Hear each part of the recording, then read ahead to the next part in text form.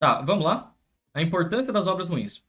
Já faz um tempo que eu quero falar sobre referências narrativas e como muitas análises e reviews são conduzidas. Eu não me acho capaz tecnicamente de bater o martelo e dizer que algo é bom ou ruim, e também acho que é desnecessário, porque como eu vou tentar explicar aqui, qualidade é bem relativa em alguns casos, mas também pode ser bem importante. Então nesse vídeo eu vou falar um pouco sobre como uma Uma coisa que eu acho importante falar sobre qualidade e em questão de obra é que qualidade em questão de obra depende muito da perspectiva que você está tomando e dos critérios que você está tomando. Tem vários autores que vão elaborar sobre vários gêneros, né, literários e tal, e muitas vezes, se você quer pegar do ponto de vista de algum autor usar ele como base por que algo está funcionando ou não, você vai ter uma sensação que há regras na qualidade, mas você tem que lembrar que é de acordo com um X autor. Eu vou te dar um exemplo de caso que foge disso, um caso que foge disso clássico. Um caso que foge disso clássico é o Twin Peaks. Twin Peaks é uma série de mistério que quebra várias regras de mistério que você tem acordado desde do Sherlock Holmes, tá ligado? Desde tipo da crítica literária começar a pegar no pé disso, aquelas regras lá do carinha do Mineco, que o Mineco faz uma paródia desse cara, eu esqueci o nome, quebra pra cacete, mas Twin Peaks é considerado uma obra-prima. Por quê? Porque a regra não, não. As regras literárias são uma sugestão a partir de gêneros e observação de X autor. Não significa que algo vai ser ruim. E no é o Knox, o Knox, esse cara mesmo. Não significa que vai ser ruim objetivamente, não existe isso, entendeu? Significa que você tomou uma perspectiva específica para dizer o porquê que você acha aquilo ruim, entendeu? Só quer dizer isso. E dito isso, antes de entrar nessa. Ou melhor, eu não quero entrar nessa discussão porque eu acho meio treta, mas tipo, no final, o que vai influenciar mais é o que você. É você. É tipo, o que você gosta, o que você conhece, o que você já leu, o que você tem de perspectiva, o que você tem de repertório. Isso que influencia você gostar de coisa. Por isso que tem aquelas coisas que eles chamam de. Insider Art, eu acho que é o nome, ou. Eu não lembro se é Insider Art, ou. Tem um nome pra isso, em inglês.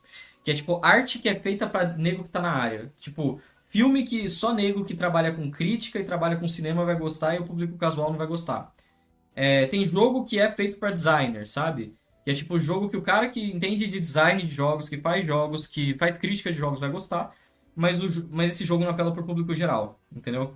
Porque são coisas muitas vezes que tomam com perspectivas, padrões de qualidade, metas de design, no caso dos jogos, né?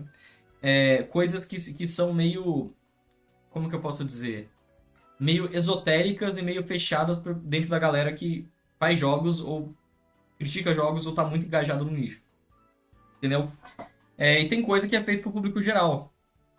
Tipo VN não. VN é literalmente só livro em forma de jogo, entre aspas. É um livro que você tem imagens e música. Não é insider art, não acho. Eu tô usando esse termo, não sei se é o termo certo, mas insider art ele não é. Não é insider art, porque visual novel, especialmente no Japão, transcende muito insider art. É um negócio que nego gosta. Só insider art no ocidente porque tem uma alienação cultural em relação à visual novel, entendeu? No contexto do Japão, no contexto do Japão é algo relativamente aberto. No Ocidente é como você pegar algo muito específico de uma cultura específica e ver, entendeu? Se transforma aqui, mas lá não é. Dito isso, por isso que tem filme art house chato que você nunca vai entender, você nunca vai ligar. Por isso que Tarkovsky é um bagulho chato que muita gente não vai tancar e tá bom, tá ok. Porque tem arte que é feita pra galera que liga de forma mais conceitual para o meio artístico envolvido, que vai ter um estudo mais específico e referências diferentes, né? Ele não vai querer pegar uma história emocionante ali. Ele vai, às vezes, apreciar mais o experimento estético que o Tarkovsky traz, porque ele está interessado nessa questão, né, da cinematografia, sabe? É tipo o irlandês. Não, o irlandês é bem acessível. O irlandês, ele até é um filme mais artístico, mas ele tá no meio termo ali. Tipo, o Luva de Pedreiro Médio, o Luva de Pedreiro Médio consegue tancar um filme do Scorsese de máfia. Ele consegue ver o irlandês, ele consegue ver o Goodfellas tranquilamente, tá ligado? Ele consegue ver um filme de máfia com teor artístico. O que o Luva de Pedreiro não consegue ver é Tarkovsky. Tarkovsky, o Luva de Pedreiro, sofre, tá ligado? Então, como que eu chego nisso? Tem esse filme que é, entre aspas, pra cinéfilo e o filme que é normal. E qualquer mídia vai ter isso. Inclusive, o Seinen, né, por um bom tempo no Ocidente foi isso, né?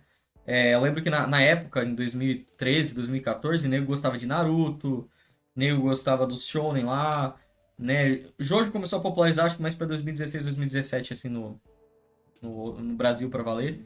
Acho que foi mais ou menos essa época. Mas, tipo, como que eu posso dizer? Se você lesse Seinen, se gostasse de Berserk, Vagabond naquela época, você já tava meio que no Insider Art no contexto do Brasil. São pessoas que já são muito mais chatas, já leram um monte e querem coisas diferentes. Agora, tipo, se você der pra pessoa média, ela provavelmente não ia clicar tão bem, porque isso foge muito do que ela espera de animes, dependendo do que for. Tipo, você vai dar um Strongest Man Kurosawa. O cara vai ver a arte e vai falar, pô, que arte bosta, vai parar, tá ligado? Agora, o cara que é entusiasta tende a valorizar a arte do Fukumoto pela expressão. Um exemplo, né? Muito expressiva. É engraçado ver como mudou. Eu tive um choque muito grande ao passar dessa geração onde, tipo, ninguém gostava das coisas que eu gostava, porque eu era muito terminal online, então eu ficava lendo muita coisa, vendo muito filme. Eu aprendi, essa coisa de eu aprender inglês muito cedo fez eu ficar terminal online. Porque eu ficava vendo e lendo coisa, vendo e lendo coisa, vendo e lendo coisa, vendo e lendo coisa. Entendeu? E nisso que eu ficava vendo e lendo coisa, tipo, chegou um momento que eu nem falava que eu gostava de anime mais, porque eu sabia que se eu fosse falar com alguém que falava que eu gostava de anime, não ia bater a conversa. E aos poucos, acho que em 2016, 2017, 2018, 2019, eu tava vendo as coisas que eu sempre gostei popularizando na massa. Tipo, sei lá, você via meme mainstream de Hokuto no Ken sendo compartilhado, sendo que Hokuto no Ken era um bagulho que, sei lá, era popular no nichozinho dele ali, na galera que, tipo, já sabe inglês, sabe explorando os clássicos do anime e tal. Mas não era uma coisa que eu imaginava ter meme sendo compartilhado em massa. O Jojo. Jojo popularizou pra cacete. Jojo já era, eu acho que desde a parte 2, 3 já começou a pegar mais. Mas na parte um eu acho que quando lançou a parte um 2 o primeiro anime, não era tão grande assim no Brasil. Mas quando chegou o anime da parte 3 deu uma popularizada do caralho, tá ligado? Foi interessante ver Jojo crescendo. Porque Jojo era muita coisa de gente terminalmente online. Você vê aqueles caras que fazia aqueles YouTube Poop gostando de Jojo, tá ligado? Mas, tipo, é foda. Mesmo assim, Jojo, Monster. Pô, Monster virou ícone em Cell, cara. Monster virou ícone em Cell. Você já parou pra pensar nisso? Monster e Peaky Blinders estão na mesma categoria, tá ligado? Que mais? Berserk, mano. Berserk virou o Guts Cristão, cara. Porra. Galera toda lendo e é um mangá perturbadíssimo. Eu não sei como a galera normal consegue ler aquela porra, porque Berserk é muito perturbado. É muito bom, mas é muito perturbado. Enfim, enfim. Essa mudança de era. Evangelion. Cara, as pessoas na vida real começaram a falar comigo de Evangelion foi uma coisa que me perturbou. Eu gostava desde os 12, ali, 2012, 2013. Nego nem sabia o que era essa porra, exceto gente velha que pegou a época dos anos 90 e tal, que fez um sucesso no Brasil, anos 90, anos 2000, início. Mas se você fosse, tipo, em 2010, ninguém ligava. E, tipo, é bizarro. O Seinen ele foi gentrificado, tá ligado? O Seinen, o mangá, assim. O público mudou muito. Mudou muito. Hoje em dia, o público que eu acho que, tipo, é mais ou menos equivalente ao público que lia o Seinen antes da hora, você vai achar o público de Light Novel e Visual Novel, que é um pessoal que é mais terminalmente online, tem que cavar mais. E a galera que é de fora tem algum preconceito, porque sai muito da linguagem que eles estão acostumados, blá, blá, blá, blá, blá. Eles estão mais próximos da galera daquela época. Inclusive, muitos são a galera daquela época, né? Que é um público mais envelhecido, você nota isso. Claro que tem as The Girls do Subahibi, mas isso tipo uma parcela específica de galera, tá ligado? É bizarro ver o tempo mudando, né, cara? Você considera isso bom ou um problema? Eu considero algo. Eu não ligo, não é um problema nem uma qualidade. Eu só acho interessante notar quantas coisas mudaram na comunidade de anime. Mudou pra caralho, sabe? É outra comunidade agora. Não, eu conheci Monster quando era terminalmente online. Quando era a época que não era tipo, uau, todo mundo viu, todo mundo leu, ouviu. Tipo, porra.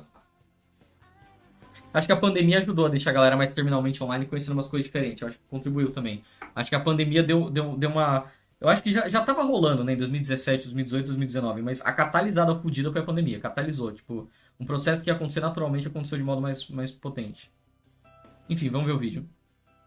A obra ser boa ou ruim pode ser relativo e vou tentar explicar os dois fatores que para mim são os principais que fazem com que as obras consideradas ruins sejam muito importantes para o desenvolvimento artístico e para a evolução das obras no geral. E antes que alguém pense que eu tô querendo insinuar que Chainsaw Man é ruim pela thumb, ou que eu tô usando a obra de exemplo pra algo ruim, eu já deixo bem claro que não é esse o ponto do vídeo. Chainsaw Man é uma das minhas obras favoritas e pra mim uma das melhores peças de ficção já escritas. Você pode me chamar de fanboy. E eu ainda quero muito fazer um vídeo... Cara, mas ele é muito. Tipo assim, eu te amo, Eminência Narrativa. Eu gosto muito do seu canal. Gosto muito do canal dele. Eu sempre falo bem, eu sempre divulgo. Todo react eu falo. Vejam o canal dele, é bom pra caralho. Mas eu vou manter. Mano, você gosta muito de Chainsaw Man, cara. Porra. Tipo assim, eu acho que Chainsaw Man parte 1 bem legal e tal. Puta. Eu acho o shonen mais relevante dos anos de 2010. Eu acho que conta como 2010 Chainsaw Man, né? Eu não lembro se saiu 2020 ou 2019, 2018. Mas eu acho que começou em 2019, coisa assim, sei lá. E tipo. Ou 2018? Não sei, foda-se. O que importa é que, tipo, mano, apesar de ser, eu acho que um dos shonens mais relevantes, eu não colocaria como, tipo, a obra de ficção mais foda do mundo, cara. Eu sei que esse é o amor, cara, mas eu sei lá, mano, como que você ama tanto o Chainsaw Man?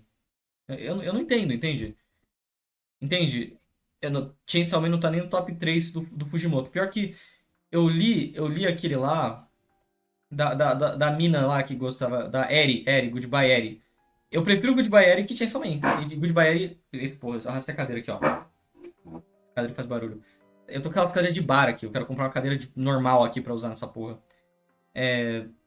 Goodbye Eri, eu acho bem mais legal que Chainsaw Man. E é o curto, sucinto, bem feito, mas me afeta mais, né? Tem uma estética cinematográfica. Ele pega aquela coisa do Fujimoto de apelar pra estética cinematográfica e usa perfeitamente bem. É um mangá esteticamente sensacional. Goodbye, L. Goodbye. Ó, tchau, L. Tchau, L. A gente quando acabar o governo, tá ligado? Mas voltando. Fire Punch é muito melhor que o Chainsaw Man. Eu não li Fire Punch, mas meus amigos que leram falam que o Fire Punch é mais divisivo. Tipo, ou você vai preferir muito que Chainsaw Man, ou você vai odiar Fire Punch. Mas dito isso, eu só tô dizendo que, tipo... Eu não sei, eu não entendo o amor de falar que é uma das maiores peças da ficção. Mas eu respeito, porque é só gosto. Pra falar melhor sobre isso, mas ainda não é o momento. O ponto é que o tema desse vídeo é muito bem explorado em Chainsaw Man, o que me deu a ideia pra fazer esse vídeo e por isso as referências. A ideia veio de toda a reflexão causada... É minha impressão ou ele colocou um filtro no anime pra ele ficar mais colorido? Que eu acho que ele não era saturado assim originalmente. E por isso as referências. A ideia De cabeça falando, né? Causada pela forma como a Makima trata os filmes ruins como um contraponto aos filmes bons e diz que se não fossem os filmes ruins, nós não saberíamos apreciar os bons. Mas para começo de conversa, o que seria um filme bom e o que seria um filme ruim? O que determina isso? E sim, o primeiro ponto que eu vou abordar aqui é justamente isso. A qualidade de uma obra sempre é subjetiva e nós acabamos desenvolvendo critérios para avaliar objetivamente a qualidade delas. Por isso, independente do gosto pessoal, é possível... Eu respeito ele usar esse negócio de AI, porque eu sei que é pra não pegar o copyright. Vai ficar feio quando dá os movimentos, né? Nada de errado, a edição dele eu acho que é bom porque evade copyright, ele pode usar clipes de animes atuais sem se preocupar, isso é based. Mas é foda esses 60 FPS, sabe, de AI, é uma merda. É possível sim dizer se uma obra é boa ou ruim tecnicamente. É claro que nada impede que ainda assim você continue gostando de uma obra classificada como ruim. Eu mesmo gosto de muitas coisas que tenho plena consciência de serem ruins, mas como podemos determinar isso sem sermos injustos com as obras e seus autores? Bom, na verdade é bem sim. Nossa, sabe o que é pior? Tem uma galera que pega isso que ele falou aqui, que é tipo, nossa, eu acho isso ruim, mas eu gosto. E decide, tipo, ser o chato teórico e vai falar pra você: não, mas se você gostou, a experiência é subjetiva, porque a partir de Barthes isso significa que você gostou e a experiência foi boa pra você, porque a obra não é algo separado da sua experiência, não sei o que, a sua experiência é parte da construção da obra. Você fica, cala a boca, cara, cala a boca, porra, sabe? Foda-se. Barthes é o Bart Simpson, caralho, foda-se esse cara. Tipo, não é maldade, não tô falando que Barthes é errado, nem tá errado. Eu só acho que, tipo, quando você diz isso, você tá falando que... Você acha que a galera, o consenso geral da galera, né, usando, tipo, a teoria de Barthes, né, indo pro lado mais dele, provavelmente não vai gostar de certos elementos que tem presente na obra de modo concreto, tipo, certos tropes, certas ideias. Então, o bagulho, tá ligado? É simplesmente isso. Eu só tô falando que eu gostei, mas eu acho que é pra um nicho muito fechado de pessoas que vai gostar disso aqui e que vão relevar certas coisas que eu acho que podem pegar na galera. Mas o cara, ele tem que fazer a discussão pseudo-intelectual pra mostrar que, mas eu li teoria de arte, não sei. Ah, tomar no cu? Vai tomar no cu. Você viu no vídeo do quadrinho na sarjeta, caralho. Ainda mais hoje em dia, com a internet, com a quantidade de pessoas analisando e revisando obras das mais diversas. Obrigado, Vitão Land. Avaliar uma obra fica cada vez mais Pelo acessível e Prime. se aprimora cada vez mais com o passar dos anos e com a quantidade de conteúdo produzido, seja por especialistas ou até por amadores que acabam aprendendo na prática. Existem critérios técnicos objetivos que podem ser avaliados em cada obra para dizer se ela é boa ou não, se foi bem executada, bem escrita, etc. Um filme, por exemplo, ele pode ser avaliado. O pessoal nem sabe quem é Bart. Mano, é muito legal. Eu vou começar a chamar de Bart, tá ligado? Pra incomodar os caras. Vou falar, pô, mas o Bart não fez isso no Simpsons não, cara. Nunca falou de arte no Simpsons. O Bart fazia pegadinha, eu achava engraçado. Começar a fingir. Cara, uma coisa que é muito underrated é fingir ser burro. Você pode conhecer, você pode ter lido o papel de 13 páginas dele que nego finge que, sabe, oh meu Deus, é 13 páginas, dá pra qualquer um ler e tira conclusões, é tranquilo de ler. Os caras fingem que é impenetrável, tá ligado? Que, oh meu Deus, você não leu a teoria. A teoria é 13 páginas, foda-se. É tipo, você passa o link pra pessoa, ela lê rapidinho, tá ligado? É, é legal pegar essas pessoas e fingir ser burros pra elas. Finge ser burro, é muito bom. Não, Bart Simpson? Aí você fica zoando, fica, não, mas Bart Simpson, ele não fez isso, cara. Ele não fez isso, tá ligado? Pra ver o cara ficando puto, tá ligado? É muito bom, é muito bom. Eu fazia isso com o professor, eu fazia isso com o professor. Tem uma vez, por exemplo, que um professor meu de biologia, ele ficava bravo quando vinha pergunta estúpida. Aí eu cheguei pra um amigo meu que ele sabia, tipo, fazer voz de burro, ele sabia fingir ser burro, assim, ele falava lento e tal, propositalmente pra fingir que tava meio lento, né? Aí ele chegou pro professor e falou assim, ó, um exemplo do que a gente organizava em grupo pra esse moleque falar. Professor, se as habilidades e as questões aí, se as características são genéticas, isso significa que a habilidade de jogar futebol do Neymar é genético? Aí o professor ficava, tipo, puto. Aí a gente piorava, falava, não, mas se ele casar, por exemplo, com uma jogadora de futebol top, ele também, o filho vai ser melhor que o Neymar? Que aí, né, juntou os dois, ficava nessa, tá ligado? Tinha um negócio de pirâmide, tá ligado? Que o professor tava falando. Era pirâmide lá dos animaizinhos do caralho. Esqueci o nome do conteúdo. Aí, tipo, a gente chegou assim, pediu pra ele falar, professor, mas esquema de pirâmide não é crime, tá ligado? E o professor ficava puto. Irmão, o professor ficava puto pra caralho. Era muito bom, cara. Era muito bom. Tem que fazer isso com esses caras, tá ligado? Porque eles querem parecer intelectualizado. Então, se você ficar falando burrice, eles vão pegando pilha, tá ligado? Mas fala burrice mesmo. Fala assim pro cara ficar puto. É uma coisa que eu tenho que aderir, tá ligado? Porque não adianta ficar discutindo e xingando a mãe do cara, a tia, o caralho, que depois, tipo assim, o que eles fazem, esse pessoal? Os pseudo-intelectual de internet. Eles vão puxar pra um lado meio passivo-agressivo de olha, eu espero que você aprecie a minha arte aqui e, né, você sai dessa vibe ruim, irmão, porque isso que você. Vão com papo, sabe? Passivo-agressivo pra te chamar de filha da puta, alguma coisa assim. E eu acho que, tipo, eles querem te culpar, tá ligado? Ó, você não. O que que você falou pra chupar o jumento? Olha, você saiu do nível. Não, o ideal agora é fingir ser burro, é ficar deixando esse cara na pilha, tá ligado? Entende? Não, mas quando eu era adolescente eu fiz muita merda, mano. Sabe a música Chatuba de Mesquita, do bonde do Sexo Anal? A gente escreveu com letra de pichação no mural da sala Chatuba de Mesquita, tá ligado? E deixou lá. Aí um professor chegou, mano, e chegou assim, pera, o que que tá escrito aqui? Chatuba de Mesquita. Ele conseguiu ler a letra de pichação, o cara era foda. Aí o professor chegou assim e falou, não, mano, vamos ver aqui que porra é essa aqui, deixa eu pesquisar aqui. Ele tava com a telinha na sala, Chatuba de Mesquita. Aí ele deu play e tocou alto na sala, né? A Chatuba de Mesquita do bonde sexo anal, tá ligado? E os caras ficou olhando assim, na sala, mano. Os caras ficou olhando assim. E o professor só, pro meu amigo, que é o Murilo, né? Chegou assim pro Murilo e falou: pô, Murilo. Que ele falou que escreveu. Pô, Murilo, eu não sabia que você gostava disso aí, não, né, cara? Pô, bonde do sexo anal, Murilo? Aí o Murilo, não, professor, não, que isso, professor?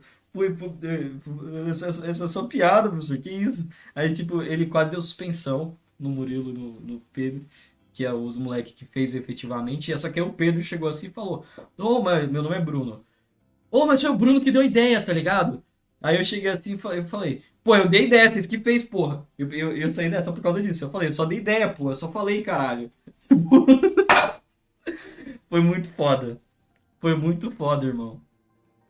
Foi muito foda. Foi muito foda. Cara, sinto falta no ensino médio. Tipo assim, eu era um aluno bom. Eu não tirava notas ruins com frequência. Às vezes uma outra desviava, mas beleza. Eu cheguei à semifinal da Olimpíada de História. E eu cheguei nas quartas de final da Olimpíada de Matemática. Mas toda vez que eu ia pra diretoria, Não, eu não ligo de linkar meu nome é relativamente espalhado. É, tipo, como que eu posso falar? O que eu tava falando, mano? Não, é sério, agora eu confundi minha cabeça. Eu, eu tava falando assim, eu ia pra escola e eu ia bem. Mas quando eu ia pra diretoria, sempre era coisa bizarra, viado. Sempre era coisa bizarra. Entendeu? Tipo, nunca era algo normal. Nunca foi tipo, ele fez uma coisinha. É tipo, ele empurrou uma criança no morro. Eu ia por coisa assim. Ele é comportado, mas por que que ele fez isso, tá ligado? Tipo, eu fui poucas vezes, mas as vezes que eu fui era coisa meio estranha. Era tipo, a chatuba de mesquita, sabe? O meu perfil, tipo, era muito mais de, tipo, ser comportado, não causar problema, mas quando causar, fazer umas coisas estranhas.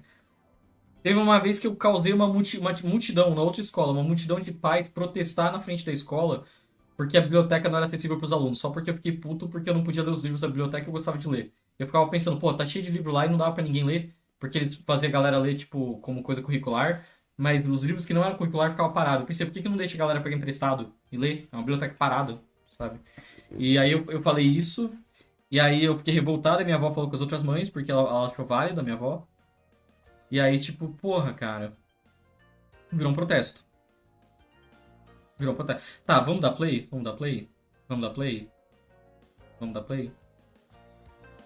Pela sua fotografia, atuação dos atores, roteiro, efeitos especiais, etc. A mesma coisa para um anime: a arte, animação, roteiro, trilha sonora, dublagem, e assim para obras de qualquer natureza, com os critérios variando conforme as particularidades do meio. Por isso, diferente do que eu já vi muitas pessoas falando por aí, é sim possível se avaliar objetivamente se uma obra é boa ou não. É claro que quando a avaliação é feita por alguém imparcial e que compreenda minimamente o tipo de obra que está analisando, suas peculiaridades e sua essência. E notem que a parcialidade é particularmente importante aqui, porque caso a pessoa que esteja avaliando não seja imparcial, ela arrisca deixar suas emoções falarem mais alto e enviesarem sua análise. E isso obviamente não é o ideal e resulta nessas análises e reviews fervorosas e vazias que a gente vê por aí, criticando determinada obra sem argumento algum, simplesmente porque a pessoa que escreveu não gostou por algum motivo e se deixou levar pelo emocional. É claro que o nosso gosto pessoal sempre vai estar lá e eventualmente pode influenciar sim na forma como analisamos as coisas, e tá tudo bem também. O importante é que em uma review ou análise profissional, isso não se torne um argumento vazio para tentar justificar injustiças cometidas na tal análise. Não, eminência narrativa, não coloque gameplay no fundo. Tipo, a edição do vídeo tava legal até ele colocar esse gameplay no fundo. Eu tenho um asco de gameplay no fundo, cara. Tenho um asco, eu odeio gameplay no fundo. Porque eu acho que é um jeito preguiçoso de colocar movimento na tela e a pessoa ficar distraída sem colocar coisas que tem contexto com o vídeo e deixa o vídeo com uma vibe meio luva, tá ligado? O cara chega assim e fica tipo, né? Tipo, eu não sei se você entende onde eu tô tentando chegar. Eu acho que desvaloriza o vídeo, mano. Temos sempre de lembrar que estamos falando do trabalho das pessoas, e tratar isso como um descaso ou injustiça é um tanto cruel. Entendam que eu não sou o senhor da razão e não tô aqui para impor regras nem dizer o que deve ou não ser feito, mas até agora eu só falei sobre o que eu acho que podem ser fatores para determinar objetivamente se uma obra é boa ou não, e que independente disso, ninguém precisa deixar que esses fatores influenciem seu gosto e na decisão de consumir ou não determinada obra. Eu sei que isso é um pouco controverso, mas eu realmente acredito que a qualidade técnica não importa nem um pouco para determinar se você deve aproveitar algo ou não. E aí que entra a diferença da qualidade técnica ou objetiva de algo contra a qualidade subjetiva, que é aquela qualidade que só a gente vê e por alguma razão faz com que a gente goste de algo independentemente da qualidade objetiva daquilo. Eu gosto de usar como exemplo os filmes do Nicolas Cage. Não é novidade para ninguém que os filmes nos quais ele participa sempre foram bem controversos quando o assunto é... A qualidade objetiva ela exige critérios que é aquela coisa dos autores. Quando ele fala objetivo, não é nem exatamente objetivo de verdade, mas é tipo, qual critério que você tá pegando, qual autor que você tá pegando em perspectiva para você analisar essas questões de qualidade, né? Entende? Tipo, agora, é chato quando você tá mencionando isso, é claro o que você tá falando. Uma coisa que eu fico hoje em dia com o saco cheio, é claro que o que ele tá falando é a partir do autor. Entende? Que é a partir de autores, a partir de referências específicas e padrões de qualidade específicos baseados em autores específicos. E a pessoa fala, mas é tudo subjetivo. Tipo, sim, tá. A experiência é subjetiva. O que eu vou escrever é baseado nas minhas perspectivas subjetivas. Mas eu posso usar completamente autores que dissertam sobre gêneros, sobre questões, sobre símbolos, sobre o caralho a quatro da obra, sobre qualquer questão da obra, como referência, e eu posso usar essas referências para embasar o porquê eu gostei ou não gostei de algo. Entendeu? É isso que efetivamente está sendo dito, sabe? Mas se você quer pegar na semântica, que é isso que incomoda, a transformação de discussões padrão, discussões válidas em discussões semânticas, é o que me incomoda. Tudo por um pedantismo de falar, olha, eu li autores pós-estruturalistas. É só isso. Ó, eu li, hein? Nossa, eu conheço, né? E a forma, nossa, a forma, forma to Otto Games, forma to Otto Game Bartes, tá ligado? É tipo essa porra o dia inteiro, sabe? E é chato, sabe? Qualidade. Eu devia só parar de usar Twitter esse ponto, porque E independente do talento dele, como ator, a gente pode concordar que seus filmes não são obras-primas e frequentemente são alvos de hate. Mas independente de tudo isso, eu gosto dos filmes dele. Por alguma razão que eu não sei explicar, eu acho que eles são interessantes de se assistir. E eu sei, podem me julgar, mas a questão é que todo mundo gosta de algo meio controverso. Todo mundo tem seus guilty pleasures, aquilo que a gente consome. exato, o guilty pleasure vem isso, de você saber que o coletivo, as pessoas, ou até pessoas de um determinado bolho, do nicho, pessoas, sei lá, que conhecem mais de cinema não vão gostar, mas que você gosta, né? Um exemplo de guilty pleasure que eu tinha, hoje em dia virou pleasure mesmo, é Kikokugai do Genrobuchi, é uma visão nova antiga dele, que é cyberpunk, baseado em aqueles, não sei como se fala em chinês, Wuxia, não sei. Aqueles filme tipo de luta deles, né? E é legal que ele tenta executar o gênero assim, de modo bem estrito com um elemento cyberpunk. Ficou muito legal o negócio, em algumas perspectivas, mas eu tinha algumas controvérsias com a obra, né? Então, tem obra assim que você olha e você fala, eu gosto disso, mas eu sei que. Eu sei conscientemente que tem umas questões que são merda e vão afastar as pessoas, ou que são. Ou que mesmo que eu goste, são questões que é difícil a pessoa gostar. É uma consciência disso, sabe? É o que faltava pro fã de Mega Man X6, né, cara? Mais escondo de todo mundo por receio de pessoas julgarem. Olhar pros Leap of Faith, tá ligado? Pros pulos lá cagados do Mega Man X6 e falar, pô, eu acho cagado. Não tem problema, sabe? Tipo, de você gostar do jogo e falar, não, isso aqui realmente eu entendo se a pessoa não gostar. É pegar aqueles cubos de gelo aleatório que pode te matar se cair numa ordem errada, olhar e falar, não, é cagado você morrer por sorte. É, né?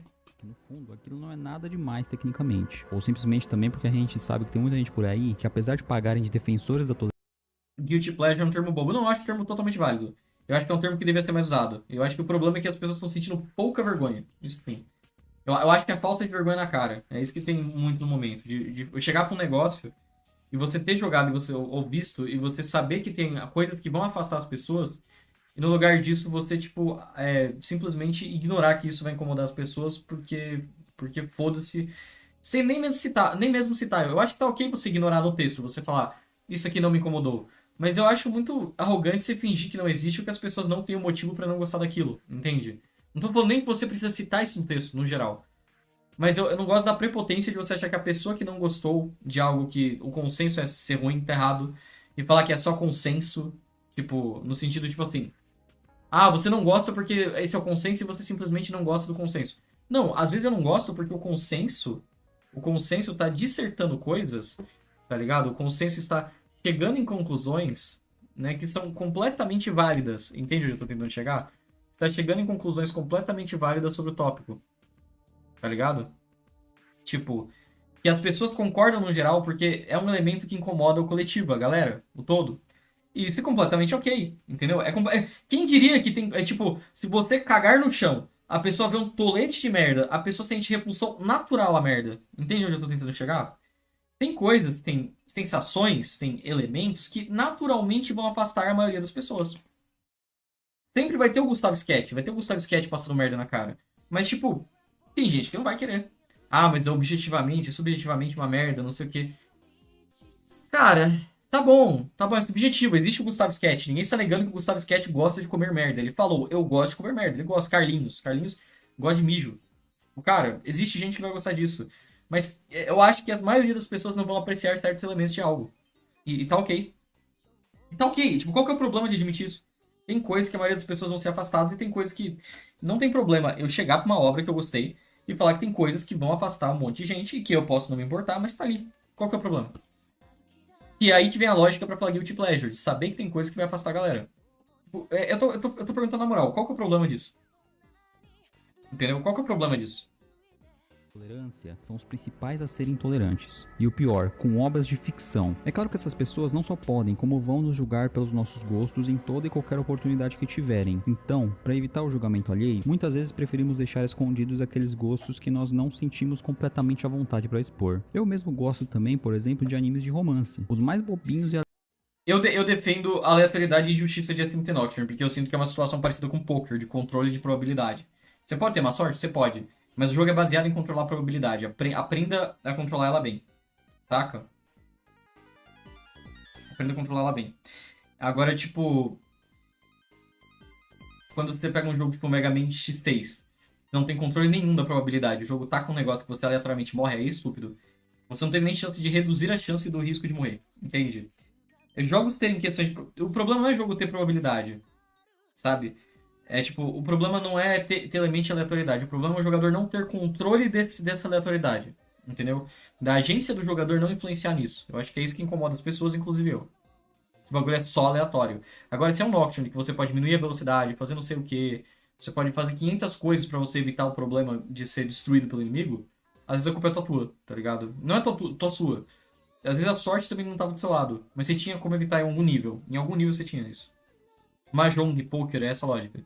aleatórios possíveis. E por mais que isso seja talvez algo que muitas pessoas teriam vergonha de admitir, eu não acho que nenhum gosto por ficção deveria ser. Mas eu sei que a maioria das pessoas tem isso, e é perfeitamente normal. É claro, tem coisa que a gente gosta e não necessariamente é ruim, mas mesmo assim, por algum motivo, a gente pode querer esconder. São várias possibilidades, mas vocês entenderam o meu ponto. Por isso, eu acho importante saber diferenciar quando algo é bom porque realmente é tecnicamente bom, e quando algo é bom só porque a gente gosta e acha divertido ou se identifica com aquilo, independentemente da qualidade. Então, para resumir, sim, algo pode ser bom tecnicamente e não nos agradar, como também pode ser. E a técnica é um alicerce, né, de convenções que podem ser quebradas, tá ok? Apesar disso, algo pode ser tecnicamente bom, a partir das técnicas específicas que você está usando como critério. Por que eu tô pegando o pé disso? Na época que eu comecei a escrever vídeo, na época que eu comecei a escrever, o que incomodava, pelo menos me incomodava, era a galera que assumia que existia questões muito objetivas na hora de falar de design de games. E eu gostava de pegar Deadly Premonition, jogos do Suda, que são jogos que têm defeitos específicos, problemas específicos, e exaltar isso como como obras-primas, denotando qualidades únicas deles, e parcialmente vendo o fato que eles estão quebrando várias regras ali. E eu acho bom denotar isso, eu acho interessante.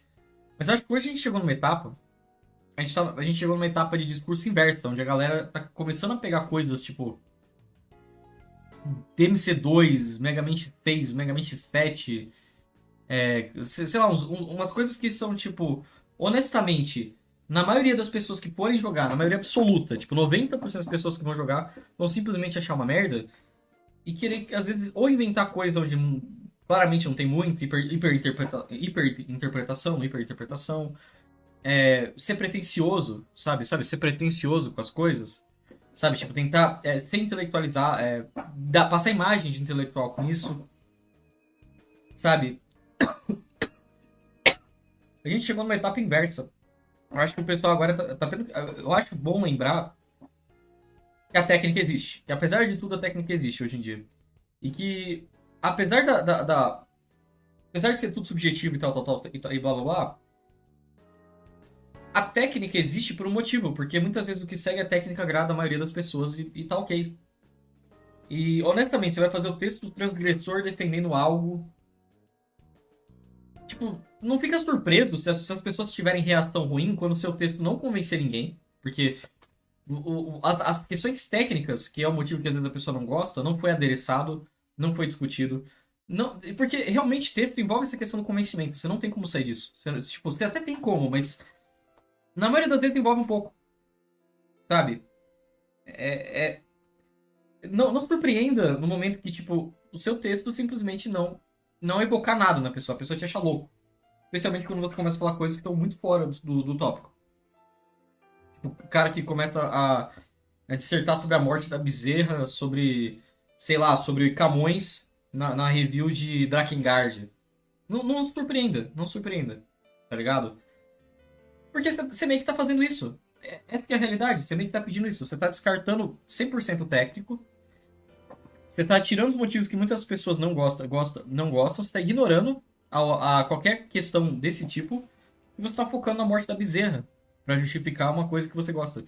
E tá ok, tá ok. Ninguém tá proibindo você de fazer o texto. Eu só tô falando que textos podem ser não gostados. E você tem que pensar nisso. Você tem que pensar, eu acho que quando você escreve, você tem que pensar que textos são escritos para pessoas. E pessoas podem ter reações positivas ou negativas. Então, eu acho que o que eu tô advocando nos últimos anos, que antes eu era o total inverso, e hoje em dia eu inverti nisso porque eu acho que é uma necessidade atual, é nessa questão de lembrar que técnica é importante. Eu era o cara que rasgava a técnica. Hoje em dia eu sou o cara que fala, olha, rasgue, mas nem tanto, sabe?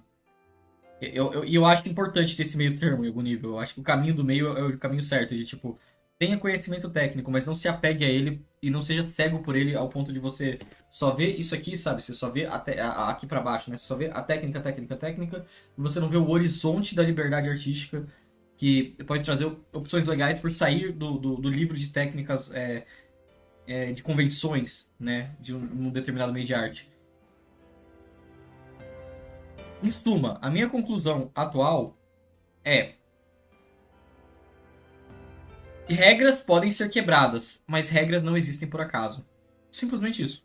Entendeu? E eu acho que é algo que geralmente um bom crítico tem boa noção, sabe? É isso que eu penso, pelo menos. Ser muito ruim tecnicamente e nos agradar muito, e também vice-versa. O que não dá é pra pensar que só porque algo nos agrada, aquilo é automaticamente bom. Mas você acha que Shuni não tem técnica?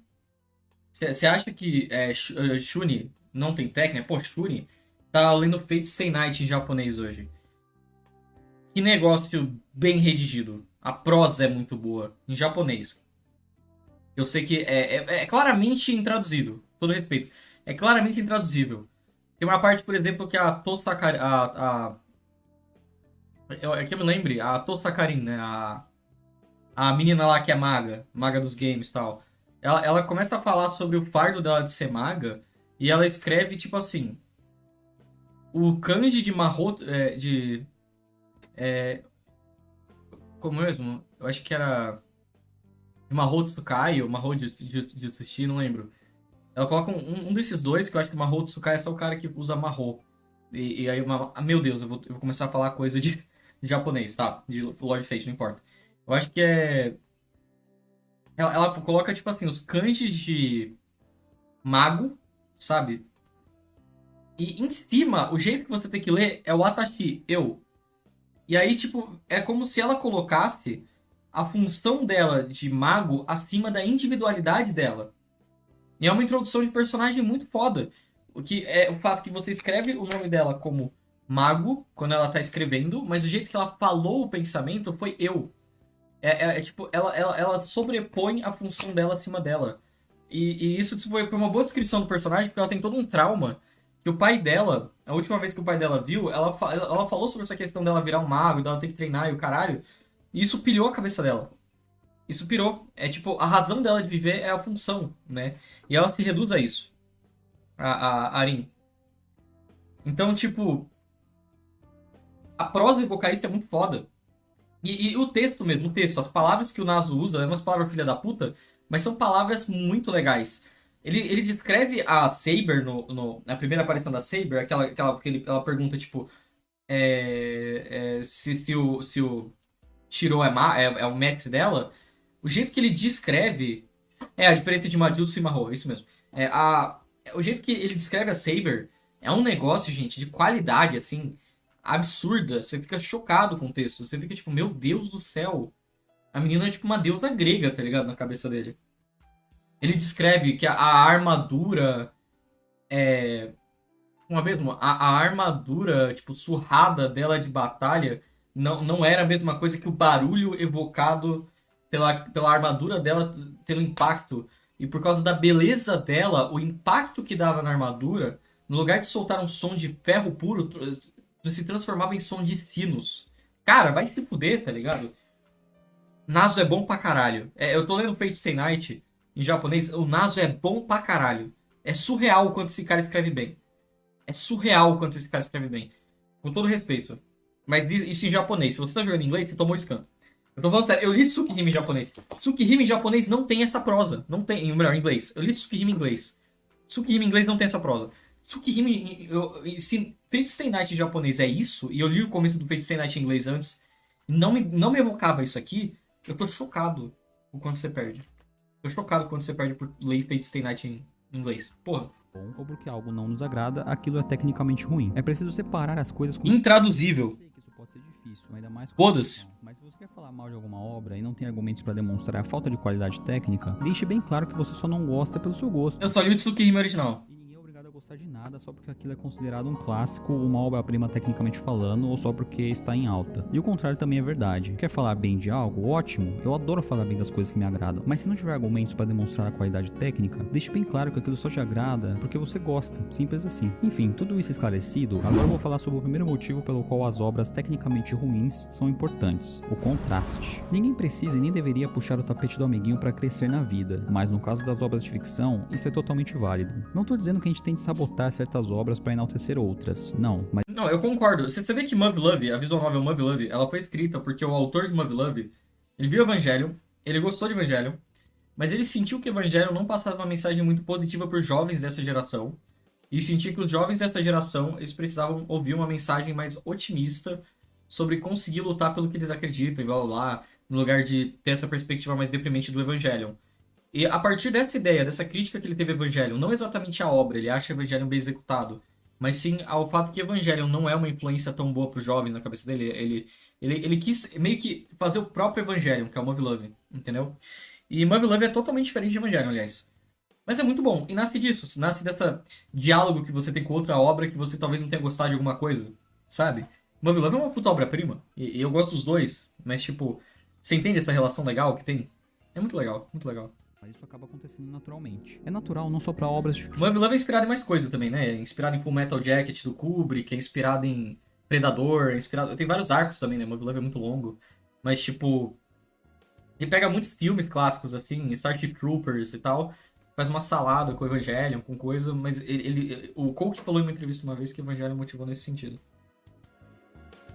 Que socorra. Isso acontece em todas as áreas e para todo tipo de coisa. Se você vai ao mercado e vê uma maçã toda amassada e do lado dela uma bonitinha, vermelha e suculenta, qual das duas você vai escolher? Pois é, isso é natural para nós, seres humanos. Estamos buscando sempre a beleza e a simetria nas coisas. Sempre acabamos dando preferência para coisas belas ou boas. E quando se trata de obras de ficção, quando algo ruim é colocado perto de algo bom, aquilo que é visivelmente bom se destaca. E conforme demonstrado em Chainsaw Man, quando nós somos expostos a uma quantidade razoável de obras, nós começamos a notar padrões. Começamos a aprender instintivamente as qualidades que tornam algo bom e os problemas que tornam algo ruim. Ou seja, nossa capacidade dialética é tão incrível que ninguém precisa frequentar cursos nem estudar sobre o assunto. Só de consumir muito conteúdo, nosso cérebro já consegue aprender os padrões daquilo e selecionar o que é bom e o que não é, mesmo que não saibamos colocar em palavras os motivos. O problema de não saber colocar em palavras o motivo é que provavelmente você não entendeu de verdade porque algo é bom, porque algo é ruim. É o primeiro ponto. Segundo ponto, eu discordo. O Chief Xbox Mil Grau, ele jogou coisas pra caralho, inegavelmente. Vocês acham a opinião do Chief Xbox Mil Grau sobre jogos inteligente? Com todo respeito, nada contra ele. Mas vocês acham a opinião dele inteligente? Ele jogou pra caralho. Não adianta se você não absorver. Foda-se. Querendo ou não, ele pula cutscene pra caralho. Ele tá jogando mais pelas conquistas. Ele se tortura jogando o jogo pra pegar conquista. É tipo assim... Cara, você entende? Tipo... Às vezes o cara consome muito e continua uma batata. Quantos tiozinhos não viram mais filme que o Letterboxd médio, tá ligado? O Letterboxd Cult médio. O cara viu o filme da Globo todo dia, pegava na locadora todos, viu todas as locadoras. Quantos tiozinhos vocês acham que não viu? Sabe? Filme pra caralho. E eles têm opiniões inteligentes? Não. Muitas vezes eles não viram, porque eles não consomem crítica, eles não vão atrás, eles não precisam nem necessariamente consumir a teoria, mas uma noçãozinha básica, porque você lê crítica, alguma coisa. Não. Aí você não cria a associação das coisas, que eu acho que é importante. É algo meio surreal, mas nosso inconsciente acaba aprendendo a hierarquizar as coisas. Por isso, quando somos expostos a uma série de filmes ruins e do nada vemos um filme bom, nosso sensor dispara. Tipo, espera aí, isso aqui é diferente. Ou seja, já sabemos que aquilo é bom, mesmo sem conhecimento técnico, só por consumir uma gama de conteúdos similares, mas de qualidades diferentes. Isso acontece justamente porque as obras ruins acabam se destacando ou ajudando a evidenciar obras boas pelo contraste da qualidade. Por isso, o maior conselho que os profissionais e especialistas dão para quem quer ser escritor, diretor de cinema ou quer atuar em qualquer outra área criativa é justamente consumir muito conteúdo do mesmo tipo daquele que você quer produzir. Se você quer escrever um romance, leia muitos romances. Se você quer fazer... Não, isso é verdade. Isso é verdade. Isso é verdade. Isso é uma boa recomendação. Quando eu tava na faculdade de design de games, o que a gente fazia, por exemplo, a gente ia fazer um jogo que tinha humor, a gente foi atrás de humor soviético, porque a gente era um humor na União Soviética e a gente queria ver como o humor soviético funcionava. Turns out que o humor soviético não é tão bom e para aplicar, pelo menos pro público-alvo da nossa obra, que é um público ocidental, né? O que aconteceu é que a gente viu Doctor Strangelove do Kubrick e a gente gostou do humor político dele. E a gente usou como referência pro joguinho pequeno que a gente tinha. Deu certo, a parte de escrita deu. A parte técnica daquele jogo foi o pior jogo que a gente já fez. Mas a parte de escrita ficou legal. Ao ponto que a gente conseguiu passar, mesmo com o jogo totalmente quebrado, porque a galera viu a história e achou engraçado as coisas. A história era muito besta, tá ligado? Era um negócio, tipo... Era bem baseado em Doctor Strangelove, era tipo uma releitura. Era uma base... A gente pegou, tipo assim... Era a base na União Soviética que tava passando pela situação do Doctor Strangelove. De ver que tem uma bomba atômica chegando e ficar com medo da bomba atômica. E, tipo, a base era um caos. Tinha um cara que era o Bobov, o nome do jogo era Bobov. Bobov, ele era o... Por que Bobov? Porque é bobo com V de finalização, que é coisa de... Que era um cara, tipo, russo, né? Então ficava Bobov. E ele era, tipo, um palhaço com uma granada de nariz, uma granada vermelha, tá ligado? E ninguém sabia por que tinha esse palhaço na base, sabe? Era um bagulho meio, tipo, por que tem um palhaço aqui, tá ligado? Os caras, não, deixa ele é de boa, cara, tá ligado? E era legal pra caralho. Essa é uma ideia que eu queria revisitar algum dia. Eu gosto dessas coisas. Vale pra tudo. É isso que é a tal da referência criativa. Quanto mais... Estudo de gênero, das mais variadas estudo de gênero. melhor assimilaremos os... Mas estudo de gênero envolve você estudar o gênero. É referência ao Ozob do Jovem Nerd. Era referência, a gente gostava do Jovem Nerd. E a gente gostou da ideia do palhaço, a gente pensou em colocar ele numa actual base, só que ser um russo. E aí a gente colocou ele. É tipo literal referência, a gente fez propositalmente. É... Cara, cara, tipo assim, estudo de gênero é válido, estudo de gênero é válido. Tanto que assim, o cara do Schoolgirls lá, eu esqueci o nome do autor do Schoolgirls, o diretor. Ele era jogador profissional de BlazBlue antes, então ele entendia muito bem os fundamentos de jogo de luta.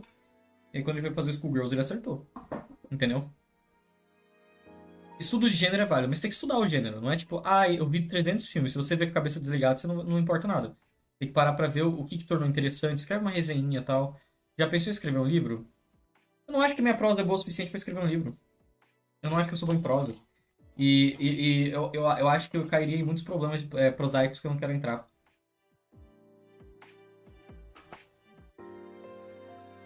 Eu tenho medo de errar na prosa.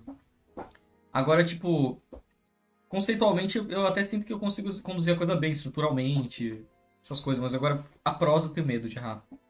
Eu acho que hoje em dia o que demanda muito fazer livro é a prosa, porque tudo já foi escrito. A literatura é uma área muito explorada.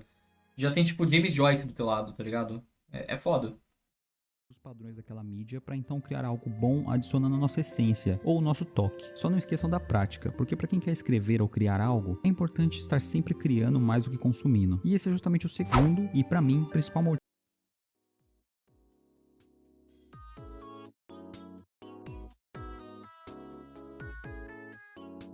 Mas quem que vai ler? Entendeu, o Nexus Voice? Se eu fosse japonês e existisse um Narou e eu pudesse compartilhar minhas obras e as pessoas lessem, eu total faria. Mas quem que vai ler aqui no Brasil?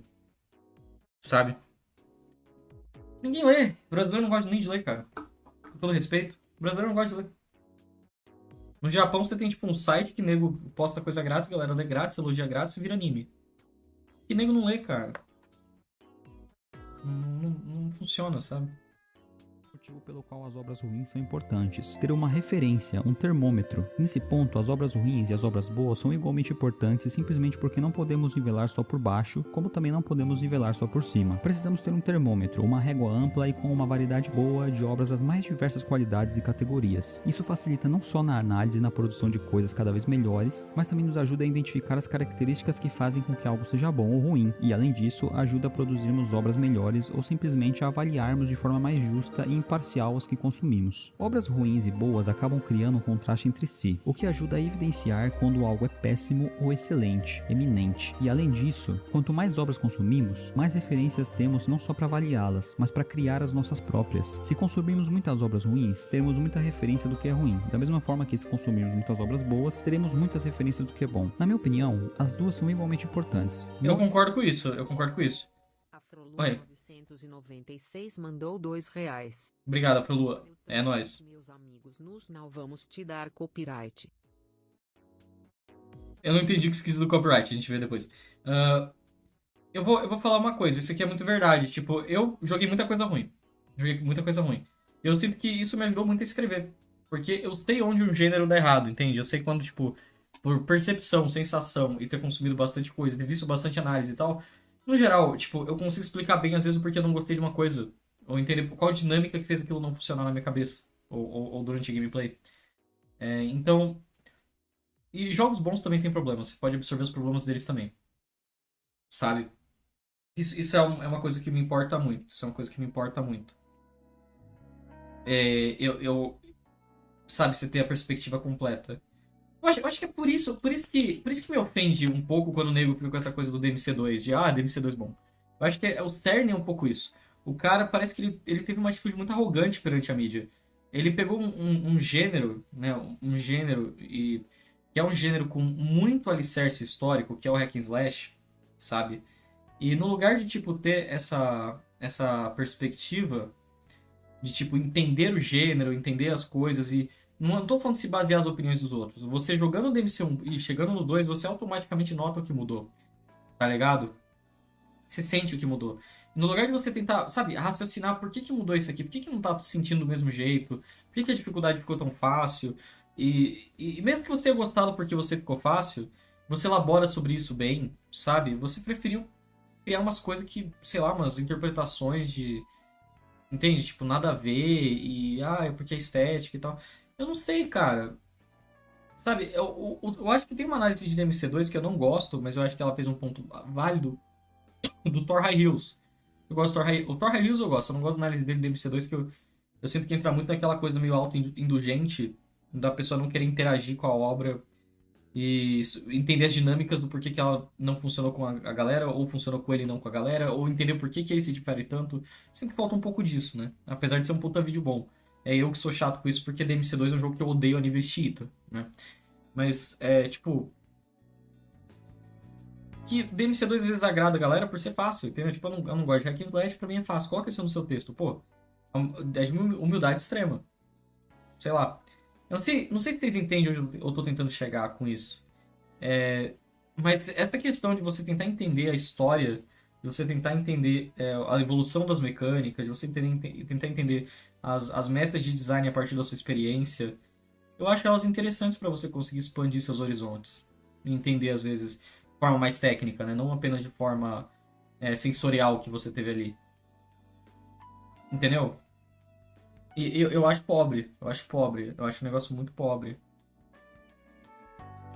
Sabe? Não querer entender as dinâmicas da obra. Eu acho algo pobre. Não tô falando que você, tipo, precisa entender o que o autor quis, não é o que o autor quis. Mas é o jeito que esses elementos interagem para criar, deixar a sua experiência interessante. Entender os elementos, ver, destrinchar a sua experiência bem, sabe? Sem neologismos, sem purple prose barato, sabe? Só consumir obras boas porque você vai acabar sem ter referência para quando sentir que algo não está legal, além também de não ter nada para comparar. Mas também não adianta consumir só obras ruins, porque além de sofrer, você não vai ter referências do que... Afrolua, eu te amo, cara, mas você não sabe nem escrever o nome da obra, não é Demon Muramasa, é Full Metal Daimon. Daimon, eu falo Demon mesmo, se você quiser, mas é Daimon Muramasa. Você escreveu errado, cara. Você nem leu essa porra, Afrolua, pode falar, cara. que é bom ou do que falta para aquilo melhorar, além de não ter nada para acentuar ainda mais as diferenças de qualidade. Contudo, como eu já disse, independente da qualidade técnica, o importante é que você se divirta consumindo obras interessantes e que te agradam, e não só ficar querendo bancar o chatão ou chatona da internet que fica querendo comprovar sua superioridade intelectual, criticando a tudo e a todos. Só consuma o que te agrada e se divirta, porque no Não julgo quem gosta de Torro, mas... Não, você é só ruim mesmo. Perdão. consumir coisas interessantes e ser feliz com isso, pois como já dizia o tio... Você acha que a maioria das VNs perde muito por não ler japonês? Eu acho que a maioria das VNs, animes e mangás você perde muito por não saber japonês. Muito mesmo. de Bakuman?